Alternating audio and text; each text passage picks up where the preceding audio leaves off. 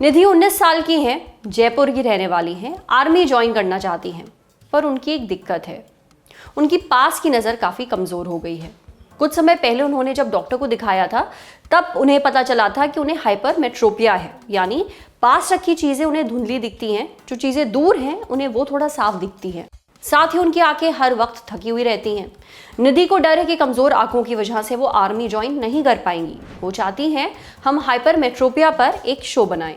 इसका कोई इलाज है क्या, ये उन्हें बताएं। तो चलिए सबसे पहले जानते हैं कि हाइपरमेट्रोपिया क्या होता है और क्यों हो जाता है।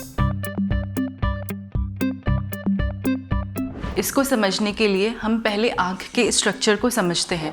नॉर्मली हमारी आइज़ इमेट्रोप होती हैं। इसका मतलब है जब लाइट रेज आती हैं तो वह पुतली और लेंस से होते हुए पर्दे पर फोकस करती हैं, जिसकी वजह से हम क्लियरली देख पाते हैं। लेकिन हाइपरमेट्रोपिया में ये लाइट रेज पर्दे के पीछे फोकस होती हैं, जिसकी वजह से हमें पास का धुंधला दिखाई देता है। इसी कंडीशन को हम हाइपरमेट्रोपिया कहते हैं। जब बच्चा पैदा होता है तो वो यूजुअली उसकी आईबॉल छोटी होती है, जिसकी वजह से 2 से 3 डायप्टर का हाइपरमेट्रोपिया पाया जाता है। लेकिन जैसे जैसे बच्चा बड़ा होता है उसकी आईबॉल एडल्ट साइज़ अटेन करती है और हाइपरमेट्रोपिया करेक्ट हो जाता है। लेकिन अगर आईबॉल छोटी रह जाए, उसका कॉर्निया या लेंस फ्लैट रह जाए या उसका रिफ्रैक्टिव इंडेक्स बढ़ जाए तो हाइपरमेट्रोपिया कंडीशन बनी रह सकती है।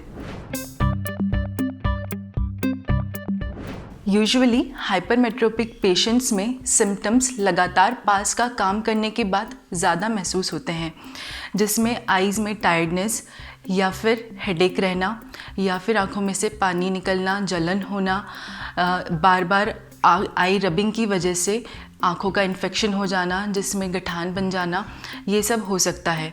यदि बच्चा छोटा होता है तो आँखों में भैंगापन दिखाई दे सकता है।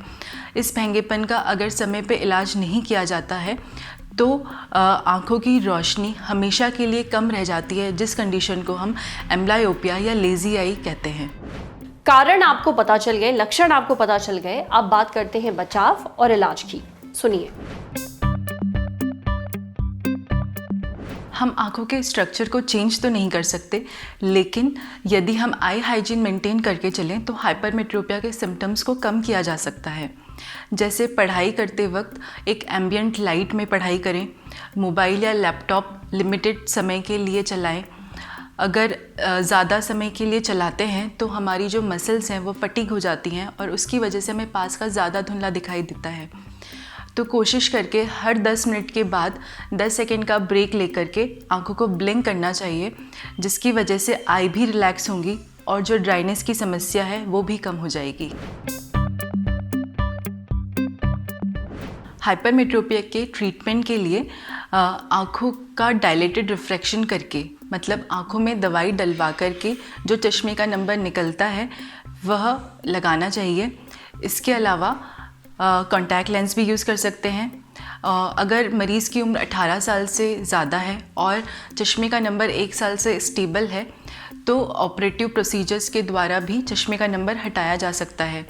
जैसे कि लेसिक सर्जरी के द्वारा 1 से 4 डायप्टर का हाइपरमेट्रोपिया करेक्ट किया जा सकता है, और यदि अगर 4 से ज़्यादा नंबर है तो फेकिक इंट्राऑक्यूलर लेंसेज के द्वारा यह चश्मे का नंबर हटाया जा सकता है। उम्मीद है ये जानकारी निधि के काम जरूर आएगी, साथ ही उन लोगों के भी जिनकी पास की नज़र कमज़ोर हो रही है।